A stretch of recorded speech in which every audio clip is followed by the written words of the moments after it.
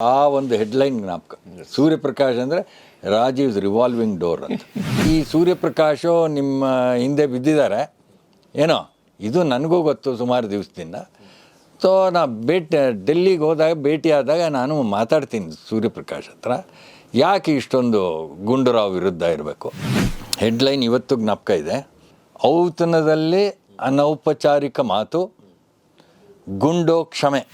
Indira Gandhi told the general secretary, you call Ibrahim and ask him what is going on. Ibrahim summoned by high command on Rolex. Ibrahim plane ಹತ್ಕೊಂಡು ಬಂದರು ಡೆಲ್ಲಿಗೆ. ಬನ್ನಿ ಸ್ವಾಮಿ, ಬನ್ನಿ ಬನ್ನಿ Indian express, ನೀವಂತೂ ನಮ್ಮ ಪ್ರಾಣ ತೆಗಿತೀರಾ ಹಾಗೆ ಅಂತ ಜೋಕ್ ಮಾಡೋದು. Is a very sweet man. ಈ Gundu Rao what kind of person he was sir? Because ನಾವು ಅದನ್ನು ನೋಡಿಲ್ಲ. ಈಗಲೂ ಗುಂಡೂರಾವ್ ಇರೋದು ಬರುತ್ತೆ, ಗೋಲಿಬಾರ್ ಬರುತ್ತೆ, ರೈತರ ಮೇಲೆ ಗೋಲಿಬಾರ್ ಮಾಡಿದ್ರು, ಈ ಥರದ್ದೇ ಬರುತ್ತೆ. ಆಮೇಲೆ ಕಾಂಗ್ರೆಸ್ ಅಧಿಕಾರ ಕಳ್ಕೊಂತು. ಅದು ಇಂದಿರಾ ಗಾಂಧಿ, ಸಂಜಯ್ ಗಾಂಧಿ ಆ ಕಾಲದಲ್ಲಿ. And FM Khan were very close to Gundu Rao. ಅವಾಗಲೇ ನನ್ನ byline almost on front page every other day in 12-14 editions Indian Express. A Suryaprakash ಅಂತ ಫ್ರಮ್ ಚಿಕ್ಕಮಗಳೂರು.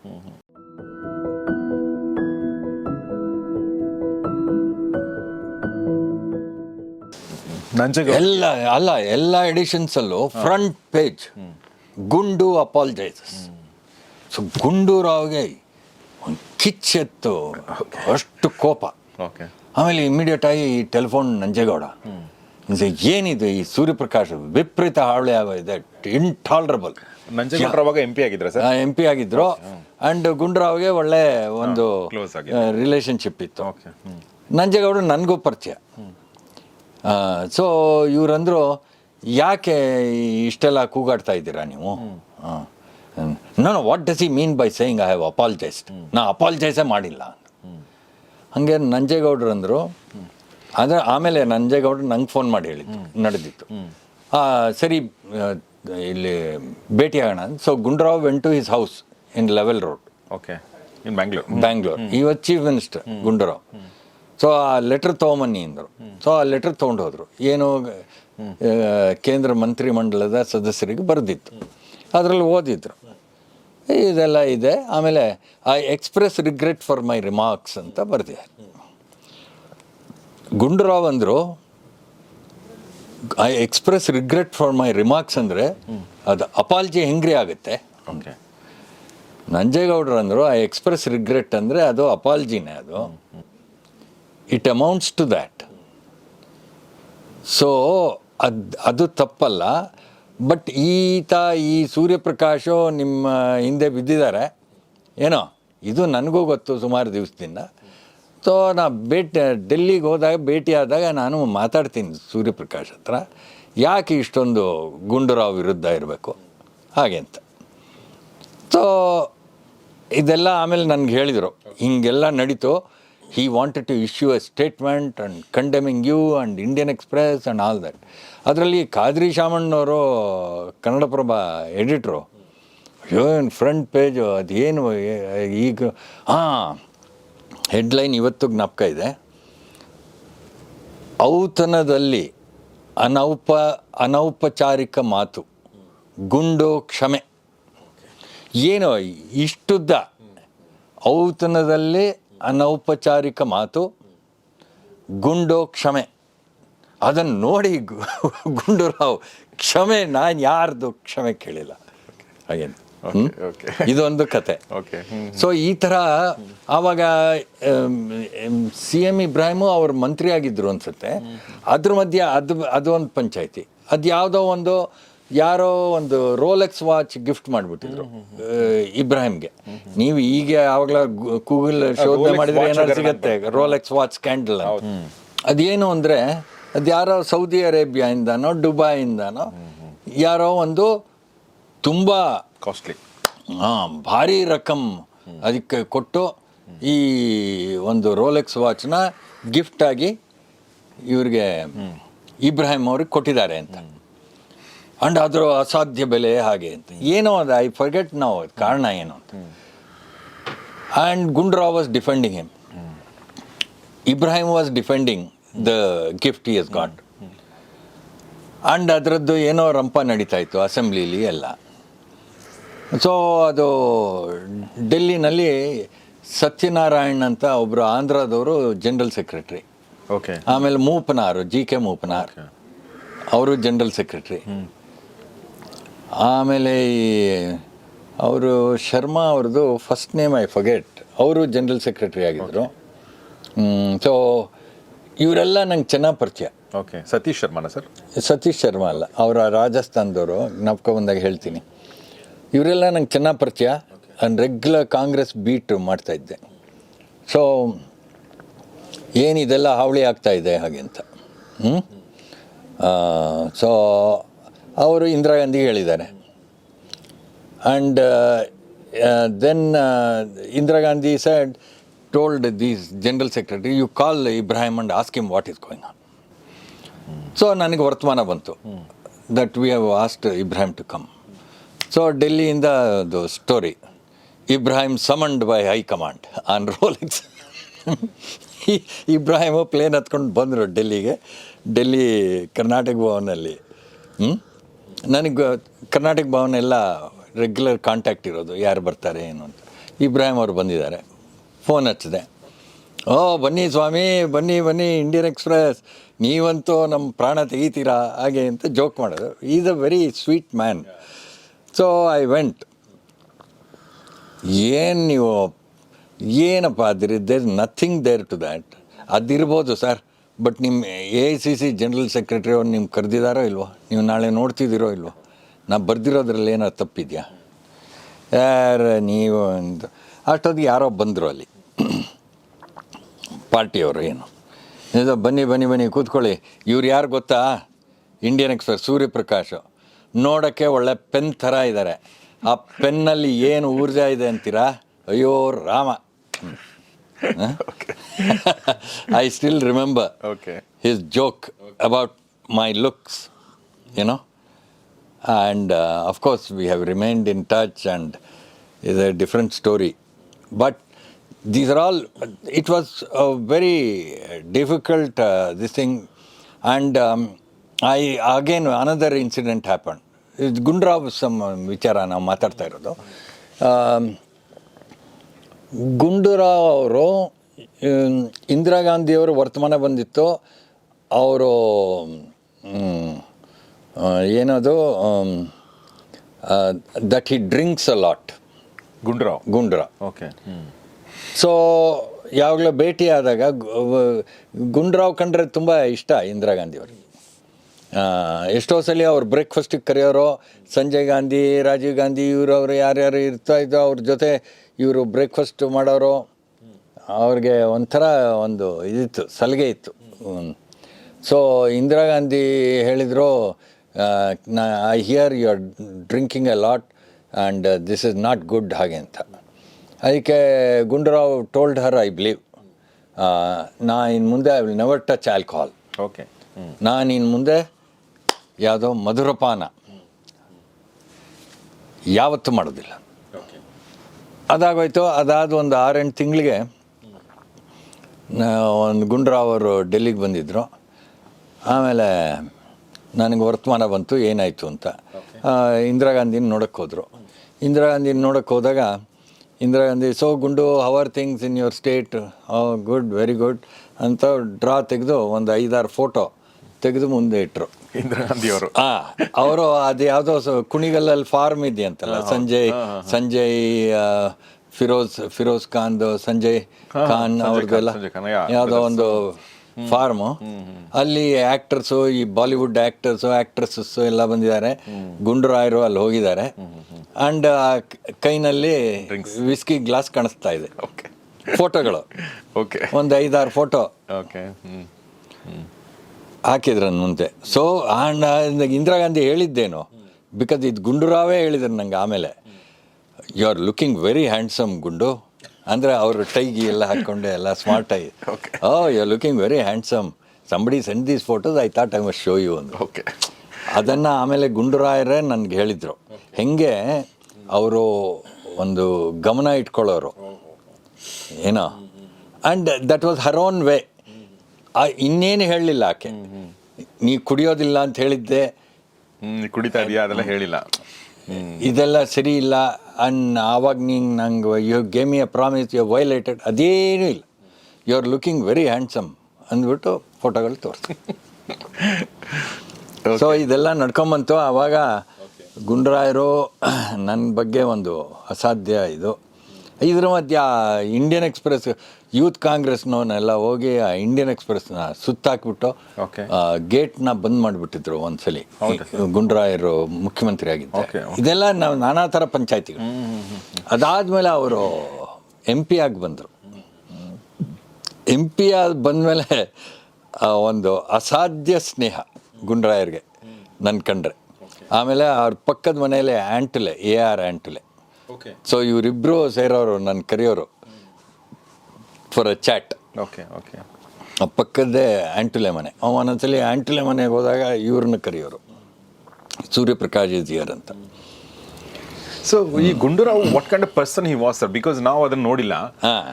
ಈಗಲೂ ಗುಂಡೂರಾಯರದು ಬರುತ್ತೆ, ಗೋಲಿಬಾರ್ ಬರುತ್ತೆ, ರೈತರ ಮೇಲೆ ಗೋಲಿಬಾರ್ ಮಾಡಿದ್ರು, ಈ ಥರದ್ದೇ ಬರುತ್ತೆ. ಆಮೇಲೆ ಕಾಂಗ್ರೆಸ್ ಅಧಿಕಾರ ಕಳ್ಕೊಂತು.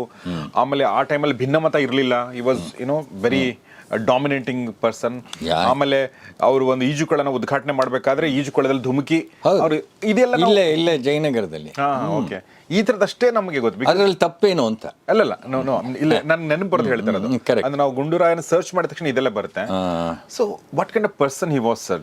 ನೀವು ಆಸ್ ಅ ಪರ್ಸನ್ ಅದೇನಾಯ್ತು ಅಂದರೆ ಅದು ಇಂದಿರಾ ಗಾಂಧಿ, ಸಂಜಯ್ ಗಾಂಧಿ ಆ ಕಾಲದಲ್ಲಿ, and FM Khan was very close to Gundu Rao. Okay, so Gundu Rao FM Khan ಅಂದರೆ ಒಂದು ಅವಳಿ ಜವಳಿ ಇದ್ದಂಗೆ ಆ ಸಮಯದಲ್ಲಿ.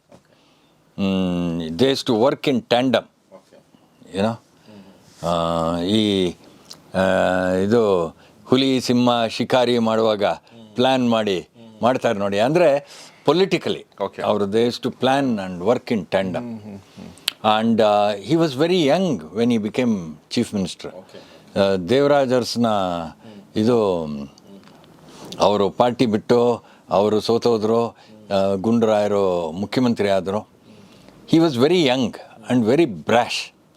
ಅಂದರೆ ಏನು ಈ ಮನಸ್ಸೇನಿತ್ತೋ ಅದನ್ನು ಹೇಳ್ಬಿಡೋರು. ಐ ರಿಮೆಂಬರ್ ಒಂದು ಈ ಟೌನ್ ಹಾಲಲ್ಲಿ ಒಂದು ಯಾವುದೋ ಒಂದು ಕಾರ್ಯಕ್ರಮ, ಇದೇನು ಪೌರ ಕಾರ್ಮಿಕ ಸಭೆ ಏನೋ ಒಂದು, ಅದು ಉದ್ಘಾಟನೆ ಏನೋ ಸಮಥಿಂಗ್. ಸೊ ಅಲ್ಲಿ ಎಲ್ಲ ಬರೋರು, usually used to be late. ಆಮೇಲೆ ಬಂದು ಮಾತಾಡ್ತಾ ಇದ್ದಾಗ ಐ ರಿಮೆಂಬರ್, ನಾನು ಚಿಕನ್ ತಿನ್ನೋ ಬ್ರಾಹ್ಮಣ ನಾನು ಅಂತ ಒಂದು ಸ್ಟೇಟ್ಮೆಂಟು. ಇನ್ನೊಂದು ದಿವಸ ಈ ಥರನೇ ಪಬ್ಲಿಕ್ ಮೀಟಿಂಗಲ್ಲಿ, ನಾನು ಇದಕ್ಕೆಲ್ಲ ಹೆದರೋದಿಲ್ಲ, ಕುರ್ಚಿಗೆ ಇದಕ್ಕೆ ಈಗ ನೀವೇನೇ ಆಗಲಿ, ಇವತ್ತು ನಾನು ಮುಖ್ಯಮಂತ್ರಿ, ನಾಳೆ ಮುಖ್ಯಮಂತ್ರಿ ಅಲ್ಲ, ಚೀಫ್ ಮಿನಿಸ್ಟರ್ ಅಂತೂ ನೀವು ಕರೀಲೇಬೇಕಾ? ಓಕೆ, ಅದನ್ನು ನಾವು ಕಿತ್ಕೊಳಕ್ಕಾಗತ್ತಾ ನೀವು ನನ್ನಿಂದ? ನಾನು ಚೀಫ್ ಮಿನಿಸ್ಟರ್ ಆಗ್ತೀನಿ ನಾಳೆ ಯಾವತ್ತೋ, ಅದನ್ನು ಕಿತ್ಕೊಳಕ್ಕಾಗತ್ತಾ? ಈ ಥರ ಅವ್ರದ್ದು ಧೋರಣೆ.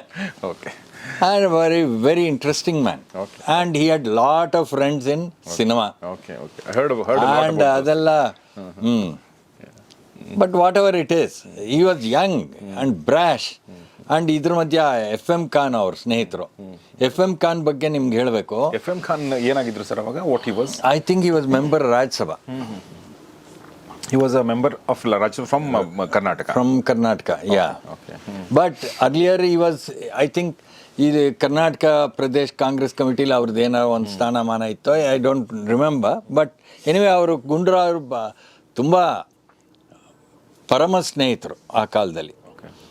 ಈಗ I will take you back to Chikkamagaluru. ಏನಾಯಿತು, 77 ಚುನಾವಣೆಯಲ್ಲಿ ಕಾಂಗ್ರೆಸ್ ಸೋತೋಯ್ತು. ಇಂದಿರಾ ಗಾಂಧಿ, ಸಂಜಯ್ ಗಾಂಧಿ ಇಬ್ಬರು ರಾಯ್ಬರೇಲಿ, ಅಮೇಥಿನಲ್ಲಿ ಸೋತೋದ್ರು ಲೋಕಸಭಾ ಚುನಾವಣೆ. ಇಂದಿರಾ ಗಾಂಧಿ ಆ್ಯಂಡ್ ಸಂಜಯ್ ಗಾಂಧಿ ರಾಯ್ಬರೇಲಿ ಆ್ಯಂಡ್ ಅಮೇಠಿ ಎರಡರಲ್ಲೂ ಇವರಿಬ್ಬರು ಸೋತೋದ್ರು. ಪೂರ್ತಿ ಪತನ ಆಗೋಯ್ತು ಕಾಂಗ್ರೆಸ್ಸು. ಪೂರ್ತಿ ಉತ್ತರ ಭಾರತದಲ್ಲಿ, ಆಮೇಲೆ ಮಧ್ಯ ಭಾರತದಲ್ಲಿ ಪೂರ್ತಿ ಅಲ್ಲಿ 350 ಸೀಟಲ್ಲಿ ಅಲ್ಲಿ ಪೂರ್ತಿ ಏರಿಯಾಲಿ 2 ಸೀಟ್ ಗೆದ್ದಿದ್ದು ಕಾಂಗ್ರೆಸ್. ಸೊ ಕಾಂಗ್ರೆಸ್ಗೆಲ್ಲ ಬಂದಿದ್ದು ಸೀಟ್ಗಳು ದಕ್ಷಿಣ ಭಾರತದಲ್ಲಿ, ಕರ್ನಾಟಕದಲ್ಲಿ 2 ಸೀಟ್ ಕಳ್ಕೊಂಡ್ರು. ಒಂದು ಬೆಂಗಳೂರು ಸಿಟಿ ಹನುಮಂತಯ್ಯನವ್ರು ಸೋತೋದ್ರು, KS ಹೆಗ್ಡೆ ಗೆದ್ದು ಅವ್ರು ಸ್ಪೀಕರ್ ಆದರು. ಇನ್ನೊಂದು ಒಬ್ಬರು ನಂಜೇಶ್ ಗೌಡ ಅಂತ ಹಾಸನದಲ್ಲಿ ಗೆದ್ದರು. ಸೊ 2 ಸೀಟ್ ಬಂತು ಜನತಾ ಪಾರ್ಟಿಗೆ, ಮಿಕ್ಕಿದ್ದೆಲ್ಲ ಕಾಂಗ್ರೆಸ್. ಸೊ ಎನಿವೆ, ಸೊ ಅದಾದಮೇಲೆ ಇದೆಲ್ಲ ನಡೀತಾ ಇತ್ತು. ಕಾಂಗ್ರೆಸ್ಸಲ್ಲಿ ತಿರ್ಗಾ ಇದು ಇಂದಿರಾ ಗಾಂಧಿನ ವಾಪಸ್ಸು ಲೋಕಸಭೆಗೆ ತರಬೇಕು ಅಂತ. ಸೊ ಆಮೇಲೆ ಇದೆಲ್ಲ ಮಾತನಾಡಿದಾಗ ದೇವರಾಜ ಅರಸು, ಆಮೇಲೆ DB ಚಂದ್ರೇಗೌಡರು ಚಿಕ್ಕಮಗಳೂರು MP. ಸೊ ಅದೆಲ್ಲ ಮಾತಾಯಿತು. ಚಂದ್ರೇಗೌಡರಿಗೆ ನಿಮ್ಮ ರಾಜ್ಯಸಭೆಯಿಂದ ತರಿಸ್ಕೋತೀವಿ, ಏನಾರು ಮಾಡ್ತೀವಿ, ಇದು ಒಳ್ಳೆ ಸೇಫ್ ಸೀಟ್ ಇಂದಿರಾ ಗಾಂಧಿಗೆ ಅಂತ. ಸೊ ಚಂದ್ರೇಗೌಡರು ರಾಜೀನಾಮೆ ಕೊಟ್ಬಿಟ್ರು. ಸೊ ಅದು ಉಪಚುನಾವಣೆ ನಡೀತು ನವಂಬರ್ 1978ರಲ್ಲಿ. ಆ ನಾಮಿನೇಷನ್ ಹಾಕಕ್ಕೆ ಹೋದ್ಮೇಲೆ 1 ತಿಂಗಳು ನಮ್ಮ VN ಸುಬ್ಬರಾವ್, ನಮ್ಮ ಚೀಫ್ ರಿಪೋರ್ಟ್ರು, ನಾಮಿನೇಷನ್ ಹಾಕಿದ ಕೂಡಲೇ Prakash you go to Chikkamagaluru ಅಂದರು. ಸೊ ಫಸ್ಟು ನಾನು, ಆಮೇಲೆ ನಮ್ಮ ಟೆಲಿಪ್ರಿಂಟರ್ ಆಪ್ರೇಟ್ರು, ಅವ್ರ ಮೆಷಿನ್ ಎಲ್ಲ ತೊಗೊಂಬಂದರು. ಅದು ಗಿರಿ ಲಾಡ್ಜ್ ಅಂತ ಒಂದಿತ್ತು, ಅಲ್ಲಿ 6 ರೂಮ್ ಇತ್ತು ಆ ಹೋಟ್ಲಲ್ಲಿ. ಅದು ಬಿಟ್ಟು ಇನ್ನೊಂದು ಹೋಟ್ಲು, 2 ಹೋಟ್ಲ ಅಲ್ಲಿ ಚಿಕ್ಕಮಗಳೂರಲ್ಲಿ. ಅಲ್ಲಿ ಸೀದಾ ಹೋಗಿ ಒಂದು 2-3 ರೂಮ್ ತೊಗೊಂಬಿಟ್ವಿ. ಆಮೇಲೆ ಸುಬ್ರಾವ್ ಅವ್ರು ಬಂದರು, ಆಮೇಲೆ ಸಚ್ಚಿದಾನಂದ ಮೂರ್ತಿ, ದೆನ್ ಈ ಕೇಮ್. ಈ ಥರ ಕನ್ನಡಪ್ರಭ ನಮ್ಮ ರಾಮ್ ಪ್ರಸಾದು, ನಮ್ಮ ಗರ್ಡನ್ಗಿರಿ ನಾಗರಾಜ್, ಇವರೆಲ್ಲ ನಮ್ಮದು ಅಡ್ಡ ಅದು. ಸೊ ದಿವಸ ಅದು ಇಂದಿರಾ ಗಾಂಧಿ ಪ್ರಚಾರ, ಆಮೇಲೆ ವೀರೇಂದ್ರ ಪಾಟೀಲ್ ಅವ್ರ ವಿರುದ್ಧ ಕ್ಯಾಂಡಿಡೇಟು, ಜನತಾ ಪಾರ್ಟಿ ಕ್ಯಾಂಡಿಡೇಟ್, ಅವರು ಪ್ರಚಾರ. ಆಮೇಲೆ George Fernandes was put in charge. Fernandes ಅವರು ಪಾಟೀಲ್ ಅವರ campaign manager. Okay, Janata party campaign manager. And ಅವರು ಪೂರ್ತಿ ಒಂದು ದಿವಸ ಚಿಕ್ಕಮಗಳೂರಲ್ಲಿ ಬೇರೆ ಬೇರೆ ಊರಲ್ಲಿ ಒಂದು ಬಕೆಟ್ ಹಿಡ್ಕೊಂಡು ಕ್ಯಾಂಪೇನ್ಗೆ ದುಡ್ಡು ಕೊಡಿ ಅಂತ, ಅದೇ ಒಂದು ಕ್ಯಾಂಪೇನು. ಆಮೇಲೆ ಜನ ಬಂದು $1 ರೂಪಾಯಿ $2 ಹಾಕೋದು ಆ ಬಕೆಟ್ಗೆ, ಅದೇ ಒಂದು ದೊಡ್ಡ ಕ್ಯಾಂಪೇನು. ಅದು ವೀರೇಂದ್ರ ಪಾಟೀಲ್ ಅವರ ಇದಕ್ಕೆ ಚುನಾವಣೆ ಪ್ರಚಾರಕ್ಕೆ ಬೇಕಾದ ದುಡ್ಡು ಸಂಗ್ರಹ. ಯಾಕೆಂದರೆ ಇಂದಿರಾ ಗಾಂಧಿ ಅವ್ರಿಗೆ ಬೇಕಾಷ್ಟಿದೆ ಅಂತ ತೋರ್ಸೋಕ್ಕೆ. ಇದ್ರ ಮಧ್ಯೆ ನಾನಾ ಥರ ಇದು ನಡೀತಾ ಇತ್ತು. ನಾನು ಅಲ್ಲಿಂದ ದಿವಸ ಫೈಲ್ ಮಾಡ್ತಾಯಿದ್ದೆ. ಆವಾಗಲೇ ನನ್ನ byline almost on front page every other day in 12-14 editions Indian express.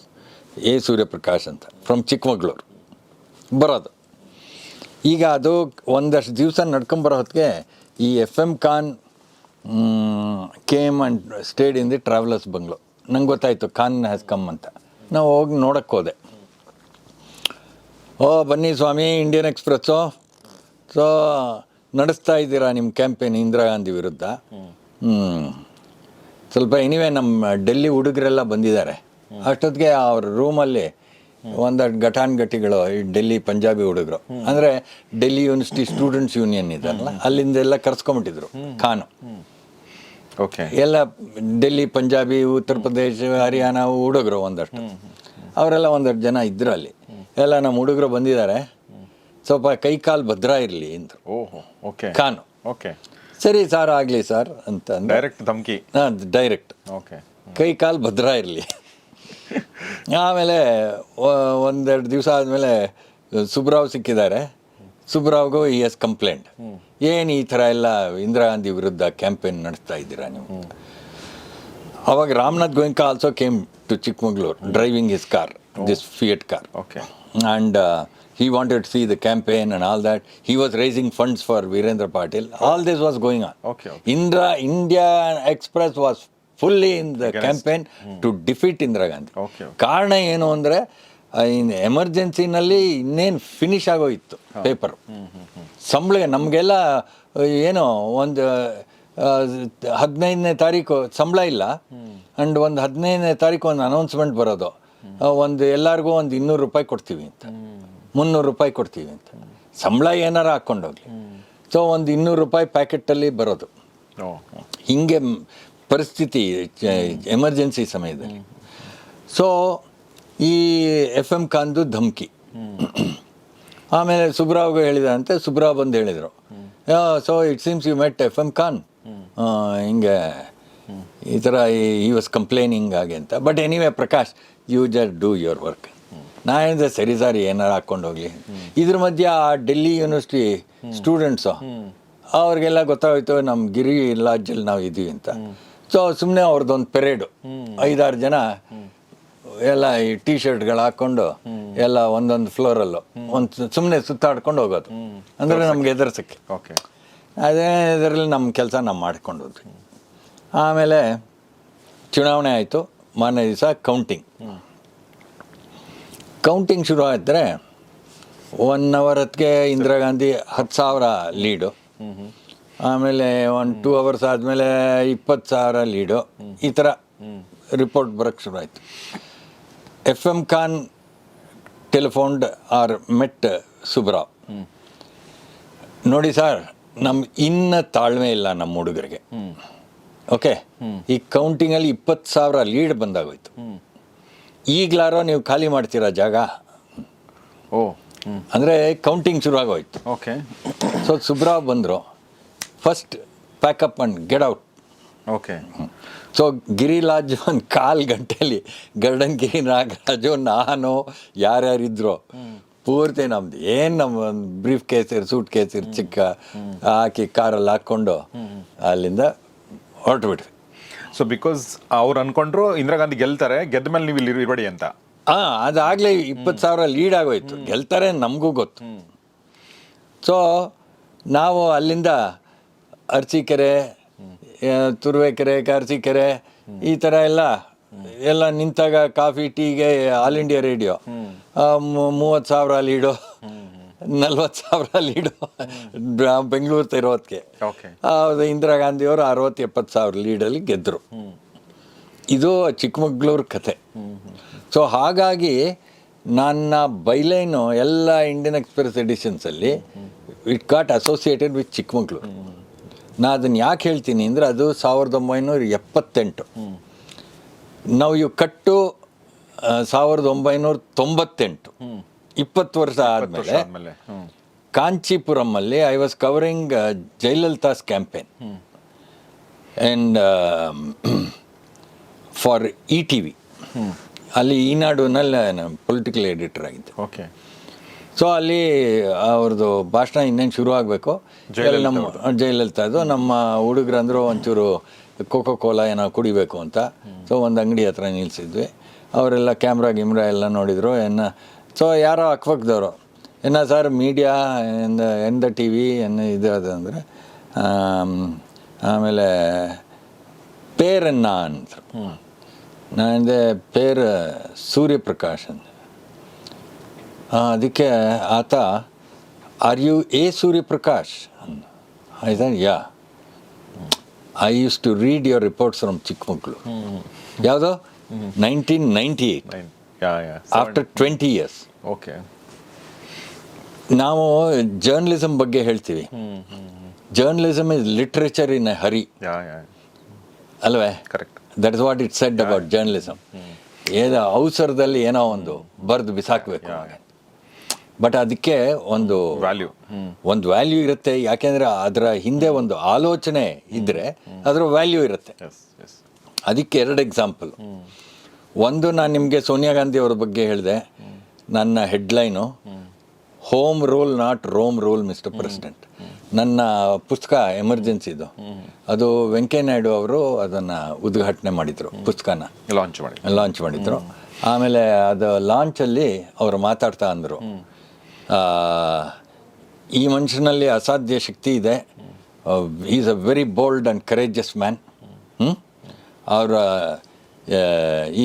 ಇವರು ಹೇಳಿದರು ಇಬ್ರಾಹಿಮು, ಅದೇ ಥರ ಇವರು ಅಂದರು ಪಬ್ಲಿಕ್ ಮೀಟಿಂಗಲ್ಲಿ.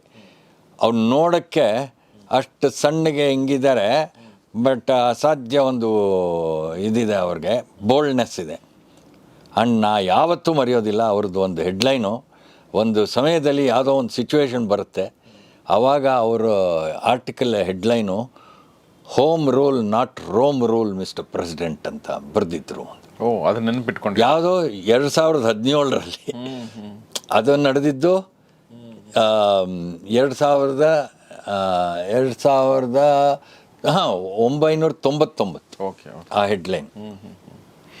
ಓಕೆ, ಅದು ಒಂದು ಇನ್ಸ್ಟೆನ್ಸು. ಇನ್ನೊಂದು ನಮ್ಮ ಸೈಯದ್ ಶಹಾಬುದ್ದೀನ್ ಅಂತ MP ಇದ್ದರು. He was very well known. Babri Masjid action committee ಇದರಲ್ಲೆಲ್ಲ ಅವರು ಇದ್ದರು. ಇಂಡಿಯನ್ ಫಾರಿನ್ ಸರ್ವಿಸಲ್ಲಿದ್ದರು. Very bright man and he was a member of parliament also. ಅವರು ಯಾರೋ ನನ್ನ ಪರಿಚಯ ಮಾಡಿಕೊಟ್ರು ಅವ್ರಿಗೆ. ಅದಕ್ಕೆ ಅಂದರು, ಸೂರ್ಯಪ್ರಕಾಶ್, ರಾಜೀವ್ಸ್ ರಿವಾಲ್ವಿಂಗ್ ಡೋರ್ ಅಂದರು. ಅದೇನು ಅಂದರೆ, ರಾಜೀವ್ ಗಾಂಧಿ ಪ್ರೈಮ್ ಮಿನಿಸ್ಟರ್ ಆಗಿದ್ದಾಗ 2-3 ತಿಂಗಳಿಗೆ ಒಂದು ರೀಶಫಲ್ ನಡೀತಾ ಇತ್ತು. ಅಂದರೆ ಕ್ಯಾಬಿನೆಟಲ್ಲಿ? Cabinet, not chief of bureau Indian Express. 2-3 ತಿಂಗಳಿಗೆ ಒಂದು ರೀಶಫಲ್. ಯಾರನ್ನ ಇಂಡಕ್ಟ್ ಮಾಡೋದು, ಯಾರನ್ನ ಮಂತ್ರಿನ ಹಾಕೋದು, ಇದು ಯಾವುದೋ ಒಂದು 10-15-20 ಆದಮೇಲೆ ನನಗೆ ಸಡನ್ನಾಗಿ ಹೊಳಿತು, ಇದು ಏನಿದು 2-3 ತಿಂಗಳಿಗೆ ಇದು. ಸೊ ಆ ಕಾಲದಲ್ಲಿ ಇಂಟರ್ನೆಟ್ ಇಲ್ಲ. ಇಂಡಿಯನ್ ಎಕ್ಸ್ಪ್ರೆಸ್ಸಲ್ಲಿ ನಮ್ಮ ಲೈಬ್ರರಿಗೆ ಹೋಗಿ ಆತ ಪ್ರಧಾನಮಂತ್ರಿ ಆದ ದಿವಸದಿಂದ ಫ್ರಂಟ್ ಪೇಜ್ ಹುಡ್ಕೋದು, ನೋಟ್ಸ್ ಮಾಡ್ಕೊಳ್ಳೋದು. ಓಕೆ, ಮಂತ್ರಿಮಂಡಲದ ಬದಲಾವಣೆಗಳು, ರೀಶಫಲ್. ಬಿಕಾಸ್ ಎಷ್ಟೋ ರೀಶಫಲ್ ನಾನೇ ಹೋಗಿದ್ದೆ ರಾಷ್ಟ್ರಪತಿ ಭವನ್ಗೆ, ಆದರೆ ಲೆಕ್ಕ ತಪ್ಪೋಗಿತ್ತು. ಓಕೆ. ಸೊ ಇದೊಂದು ಹಿಡಿತು, ಒಂದು 15-20 ದಿವಸ ಹಿಡಿತು. ಅದಷ್ಟು 32 ತಿಂಗಳುಗಳು ಕಳೆದಿದ್ವು ರಾಜೀವ್ ಗಾಂಧಿ ಪ್ರಧಾನಮಂತ್ರಿಯಾಗಿ. ಅಂದರೆ 2.5 ವರ್ಷ ಆಗೋಯ್ತು. ಆ 2.5 ವರ್ಷದ ಪೇಪರ್ ತೆಗೆದು ಒಂದೊಂದು ಪೂರ್ತಿ ಇದು ಸಂಗ್ರಹ ಮಾಡೋದು ಒಂದು 15-20 ದಿವಸ ಹಿಡಿತು. ಹಿಡಿದ ಮೇಲೆ ಬರೆದೆ. 32 ತಿಂಗಳಲ್ಲಿ 22 ರೀಶಫಲ್ಲು ಫಸ್ಟು. ಸೆಕೆಂಡ್, ಈತನ ಕಾಲದಲ್ಲಿ ಒಬ್ಬ ಡಿಫೆನ್ಸ್ ಮಿನಿಸ್ಟ್ರು ಅವನ ಆ ಒಂದು ಹುದ್ದೆಯಲ್ಲಿ ಅವನಿಗೆ 4 ಅಥವಾ 5 ತಿಂಗಳು ಅಷ್ಟೇ. 5 ತಿಂಗಳಿಗೆ ಹೊಸ ಡಿಫೆನ್ಸ್ ಮಿನಿಸ್ಟ್ರು, 5 ತಿಂಗಳಿಗೆ ಒಂದು ಹೊಸ HRD ಮಿನಿಸ್ಟ್ರು, 5 ತಿಂಗಳಿಗೆ ಒಬ್ಬ ಫಾರಿನ್ ಮಿನಿಸ್ಟ್ರು. ಅಂದರೆ ಬದಲಾವಣೆ ಮಾಡ್ತಾ ಇರೋದು. ಅದು ಯಾಕೆ ಮಾಡ್ತಾ ಗೊತ್ತಿಲ್ಲ. ಇದು ಬರದೆ ಅರುಣ್ ಶೌರಿ ಹತ್ರ ತೊಗೊಂಡೋದೆ, ಅವರು ಎಡಿಟ್ರು. ಸುಮ್ಮನೆ ಒಂದು 2 ಪ್ಯಾರ ನೋಡಿದ್ರು, ರಾಜೀವ್ಸ್ ರಿವಾಲ್ವಿಂಗ್ ಡೋರ್ ಅಂತ ಬರೆದ್ರು. ಸುಮ್ಮನೆ ಅದು 2 ಪ್ಯಾರ ನೋಡಿ.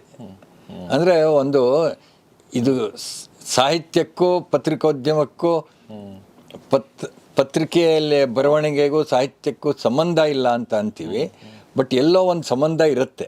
ಯಾಕೆಂದರೆ ಆಲೋಚನೆ ರಾಜೀವ್ಸ್ ರಿವಾಲ್ವಿಂಗ್ ಡೋರ್ ಅಂತ ಬರೆದ್ರು. ಸುಮ್ಮನೆ 2 ಪ್ಯಾರ ಓದಿ, ಆಮೇಲೆ ಮಿಕ್ಕಿದ್ದೆಲ್ಲ ಓದಿ. That was a bottom spread in all editions of Indian Express, Rajiv's revolving door.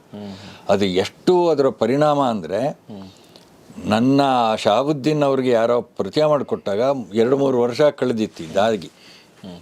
ಅವ್ರಿಗೆ ಯಾವತ್ತೂ ಆ ಒಂದು ಹೆಡ್ಲೈನ್ ಜ್ಞಾಪಕ, ಸೂರ್ಯಪ್ರಕಾಶ್ ಅಂದರೆ ರಾಜೀವ್ಸ್ ರಿವಾಲ್ವಿಂಗ್ ಡೋರ್ ಅಂತ.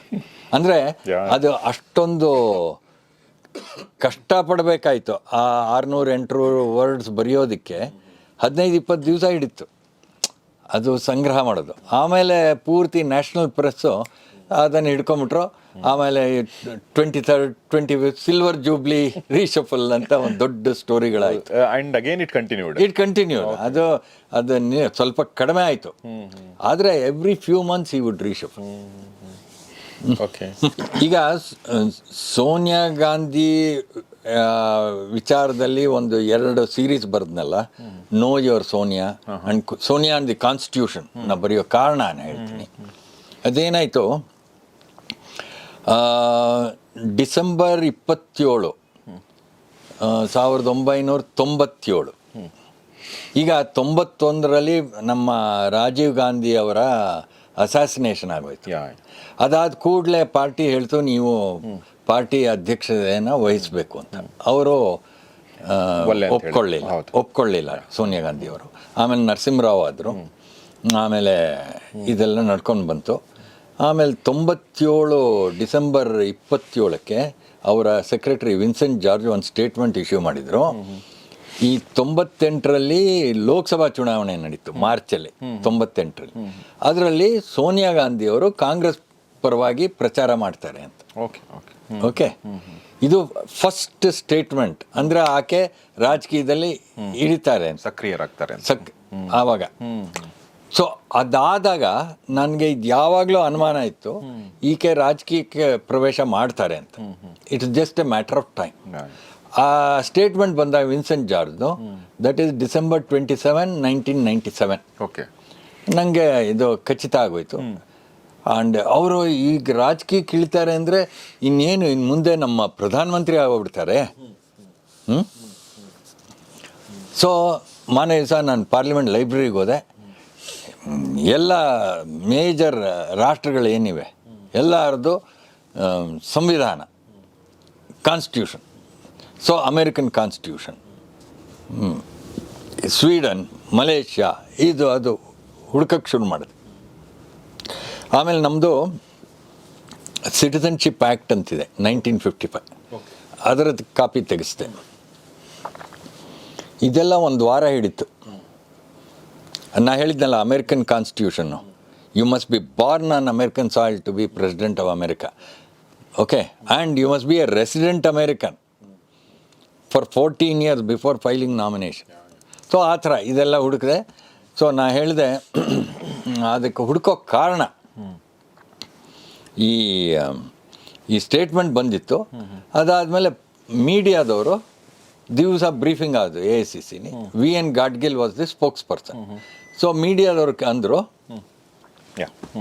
ಮೀಡಿಯಾದವರು ಕೇಳಿದರು, ಏನು ನೀವು ಕಾಂಗ್ರೆಸ್ಗೆ ಇನ್ಯಾರು ಸಿಗಲಿಲ್ವಾ, ಈ ಫಾರಿನರ್ ಬಂದು ನಿಮ್ಮ ಕ್ಯಾಂಪೇನ್ ಮಾಡೋದಾ ಅಂತ ಯಾರೋ ಪ್ರಶ್ನೆ ಹಾಕಿದ್ರು. ಓಕೆ, ಸೊ ಗಾಡ್ಗಿಲ್ಗೆ ಕೋಪ ಬಂದ್ಬಿಡ್ತು. Sonia Gandhi is as much an Indian as you and I ಅಂದರು. Please quote, remember the quote. Sonia Gandhi is as much an Indian as you and I ಅಂದರು. ನನಗೆ ಅದು ಹೊಡಿತು. ಇದು ಸಾಧ್ಯ ಇಲ್ಲ, ಇದು ಸಾಧ್ಯವೇ ಇಲ್ಲ.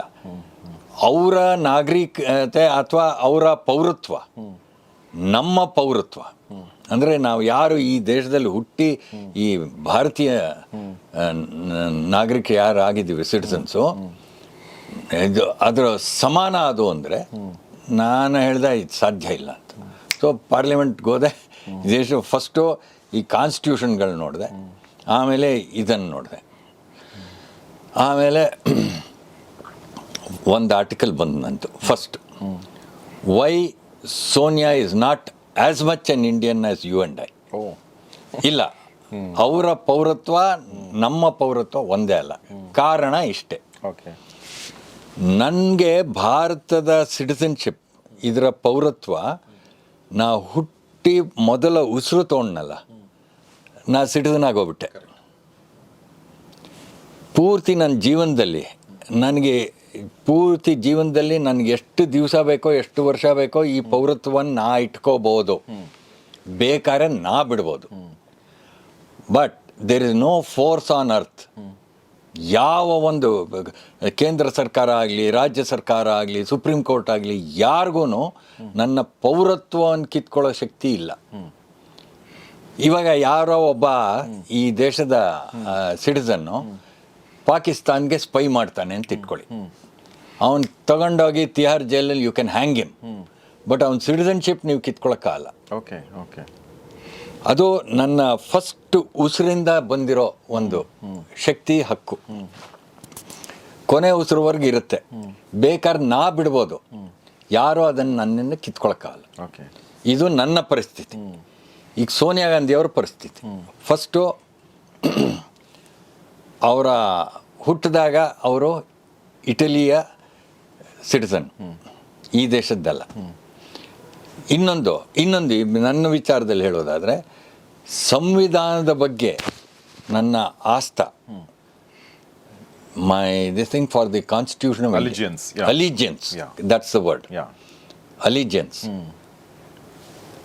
Every breath of mine is ಅಲಿಜಿಯನ್ಸ್.